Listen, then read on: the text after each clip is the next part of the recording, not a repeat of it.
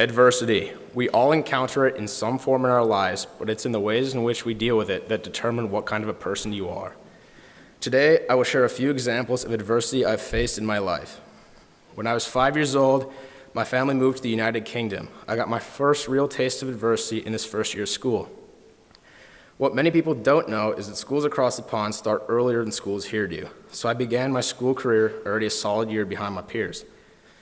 Due to my difficulties in school and my overall school performance, my parents made the decision to have me tested to figure out if I had a learning disability. Not long after, I was diagnosed with nonverbal learning disorder, known simply as NLD.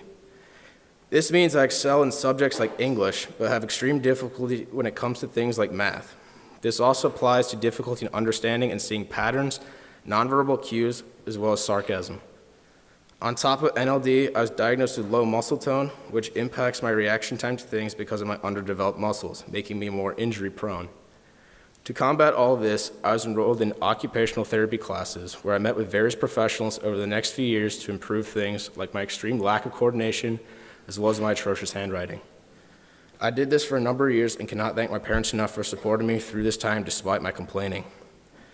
Another adverse moment particularly stands out in my memory. I just started at St. Thomas in 7th grade, and I decided to join the football team.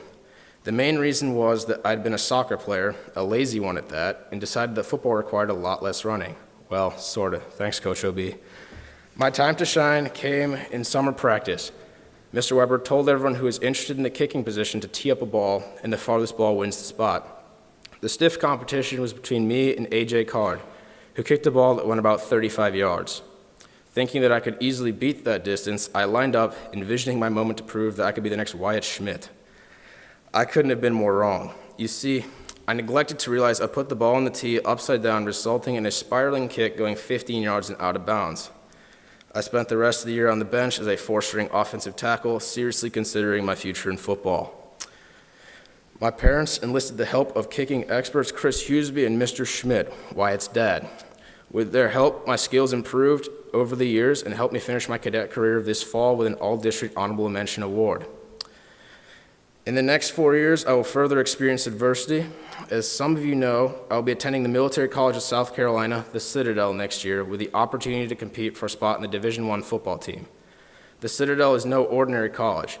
It is very challenging both mentally and physically, as well as being rich in tradition. In spite of this, I look forward to the challenges it will present me.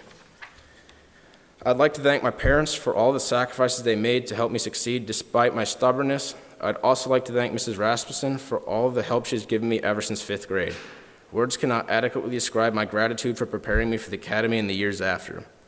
I'd like to finally thank Coach O'Brien, Coach Zebarth, Coach Stevenson, and Mr. Schmidt.